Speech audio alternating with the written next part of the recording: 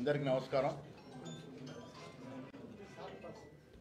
పెద్దలు గౌరవనీయులు సుదర్శన్ రెడ్డి గారు, గౌరవనీయులు షబీర్ అలీ గారు, గౌరవ శాసనసభ్యులు భూపతి రెడ్డి గారు, డీసీ అధ్యక్షులు మోహన్ రెడ్డి గారు, సిటీ అధ్యక్షులు వేణు గారు, తాయల్వినందన్ గారు, రత్నాకర్ గారు, గోపాల్ రాజు, అందరికీ నమస్కారం. మీకు నమస్కారం.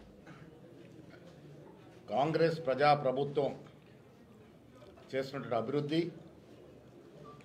సంక్షేమ పథకాల పట్ల ప్రజలు జూబ్లీ ఎన్నికల్లో అత్యధిక మెజారిటీ ఇచ్చి గెలిపించడం ద్వారా ఈ రాష్ట్రంలో కాంగ్రెస్ ప్రజాప్రభుత్వం ఇస్తున్న అభివృద్ధి సంక్షేమం పట్ల మేము సంతృప్తిగా ఉన్నామనే సందేశాన్ని ఇచ్చినారు. ముఖ్యమంత్రి రేవంత్ రెడ్డి గారు, ఉప ముఖ్యమంత్రి బట్టి విక్రమార్క గారు, మా మంత్రులు, ఎమ్మెల్సీలు, ఎమ్మెల్యేలు, ఎంపీలు, corporation chairmans, party office bearers, ప్రతి కార్యకర్త జూబ్లీహిల్స్లో శ్రమించి మా సంక్షేమం అందుతున్న తీరు, రాష్ట్రం మొత్తం మీద జరుగుతున్న అభివృద్ధి తీరుతెన్నులు, ముఖ్యంగా హైదరాబాద్లో రేవంత్ రెడ్డి గారి యొక్క ప్రత్యేక దృష్టి వల్ల రాబోతున్నటువంటి మరో ఫేస్ ఆఫ్ మెట్రో,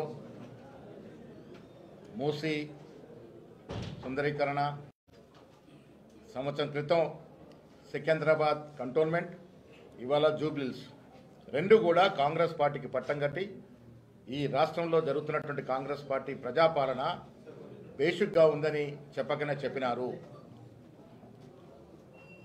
నేను ముఖ్యమంత్రి గారికి ప్రత్యేకంగా ధన్యవాదాలు. పార్టీ తరఫున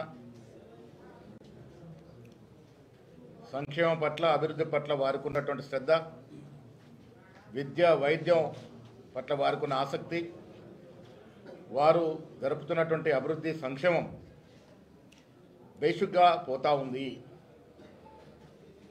ఇవాళ జూబ్లీస్ ఎన్నిక రేపు హైదరాబాద్లో జరగబోయే జిహెచ్ఎంసీ కార్పొరేషన్ జరిగే ఎన్నికకి విజయానికి నాంది.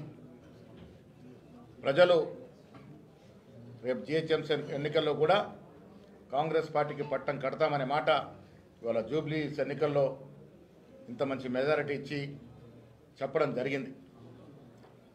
ఈ ఎన్నికల్లో కూడా ముఖ్యమంత్రి గారు ప్రత్యేక శ్రద్ధ వహించారు.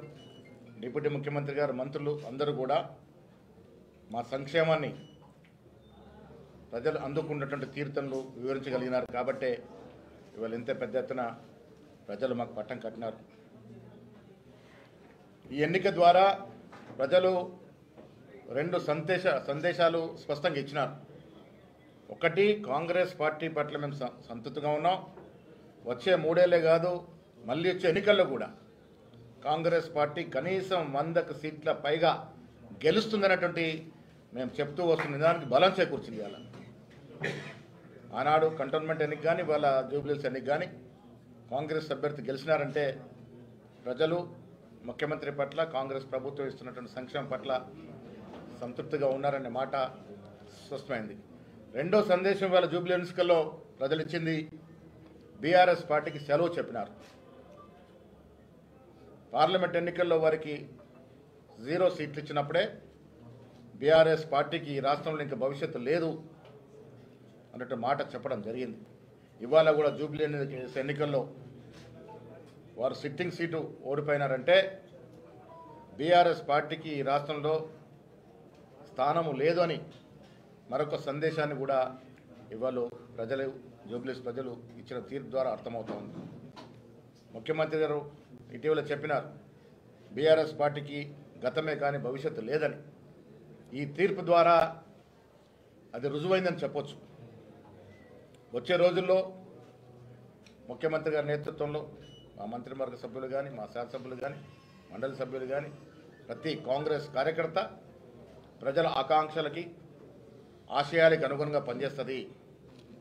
ఇదివరకు మేము ఇచ్చినటువంటి మేనిఫెస్టో పెట్టినటువంటి అంశాలు చాలా వరకు పూర్చగలిగినాం. ఇంకా మిగిలినవి కూడా ఇచ్చి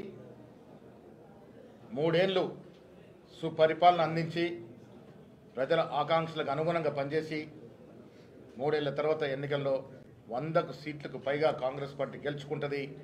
వచ్చే ఎన్నికల్లో కూడా కాంగ్రెస్ పార్టీ గెలుస్తుంది. ఈ వచ్చే 8 ఏళ్ళు కాంగ్రెస్ పార్టీ అధికారంలో ఉంటుంది. ప్రజలకు అవసరమైనటువంటి కార్యక్రమాన్ని కూడా చేస్తుందని మాట ఈ సందర్భంగా మనవి చేస్తా ఉన్నాం. ముఖ్యంగా 42% రిజర్వేషన్ రాహుల్ గాంధీ గారి యొక్క ఆకాంక్ష, ఖర్గే గారి యొక్క ఆశయాన్ని ముఖ్యమంత్రి రేవంత్ రెడ్డి గారు ముందుకు తీసుకున్న తరుణంలో మేము బీసీలకు కట్టుబడి ఉన్నాం, బీసీల అభివృద్ధి కట్టుబడి ఉన్నామనే అక్కడ బీసీ బిడ్డ నవీన్ యాదవ్కి సీట్ ఇవ్వడం జరిగింది. ప్రజలు కూడా దీన్ని హర్షిస్తూ మేము 42% రిజర్వేషన్ 2 చట్టాలు తీసుకురావడం, బీజేపీ దీన్ని ఆపేయడం, దానివల్లనే ఇలా జూబ్లీహిల్స్లో బీజేపీ అభ్యర్థి పరిస్థితి ఏ స్థాయికి దిగజారిందో చూసినాం. ప్రజలు స్పష్టంగా నమ్ముతా ఉన్నారు కాంగ్రెస్ పార్టీ బీసీల యొక్క రిజర్వేషన్ పట్ల కమిట్మెంట్తో ఉందనే మాట. బీజేపీ ఏ రకంగా ఆపుతుందో కూడా తెలుసుకునే మరి బీజేపీ పరిస్థితి అంత తక్కువ ఓట్లు వేసినటువంటి పరిస్థితి జూబ్లీహిల్స్ ఎన్నికల్లో.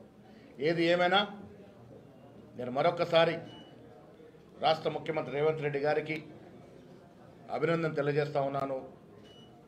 ఇది వారి విజయయాత్రలో ఇదొక మణిహారం.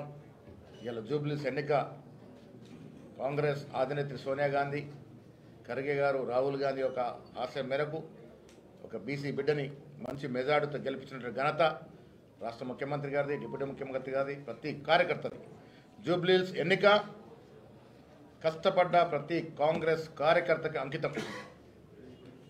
వారి కృషి డెఫినెట్గా కాంగ్రెస్ పార్టీ గుర్తుంచుకుంటుందనే మాట కూడా ఈ సందర్భంగా మనవి చేస్తూ ఉన్నాం. నవీన్ యాదవ్ గెలుపు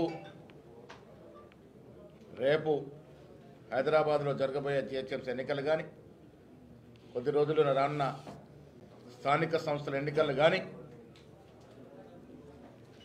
డెఫినెట్గా కాంగ్రెస్ పార్టీకి పట్టం కడతారనేటువంటి సంకేతం ఇవాళ జూబ్లీహిల్స్ ప్రజలు ఇచ్చినారు.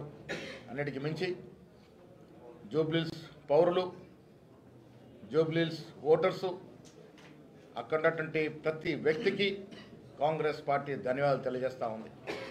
మీరు ఓటు వేసి కాంగ్రెస్ పార్టీని ఆదరించి కాంగ్రెస్ పార్టీ ఇస్తున్నటువంటి ప్రజా పాలనని కితాబిస్తూ అభినందిస్తూ ఈ తీర్పు ఇచ్చినందుకు జూబ్లీహిల్స్ ప్రజలందరూ కూడా ధన్యవాదములు.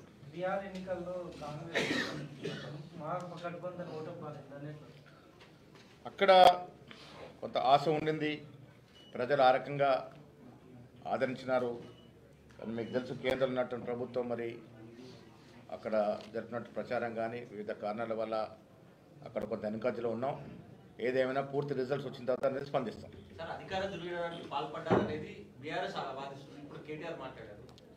ఏ రకమైన అధికార ఓడిపోయిన తర్వాత ప్రతి పార్టీ ఇదే రకమైనటువంటి మాటలు మాట్లాడతారు. ప్రజలు ఓటర్ మిషన్ మీద బటన్ నొక్కందే ఓట్లు పడతాయా? జూబ్లీహిల్స్ ప్రజలు రేవంత్ రెడ్డి గారి ప్రభుత్వాన్ని ఆదరిస్తూ ఉన్నారు, కితాబిస్తున్నారు. కాబట్టి ఇవాళ ఆ రకంగా అంత మంచి మెజార్టీతో గెలిచినాం. ఇప్పటివరకే దాదాపు 23-24 వేలు వచ్చిందని అంటున్నారు. ఇంకా మంచి మెజారిటీ కూడా నమోదు చేసుకునే అవకాశం ఉంది. ఇది ప్రజా విజయం. కాంగ్రెస్ పార్టీ ఇస్తున్నటువంటి అభివృద్ధి, సంక్షేమం ప్రజలకు నచ్చింది, ప్రజలు మెచ్చింది. కాబట్టి ఈ విజయం. Thank you.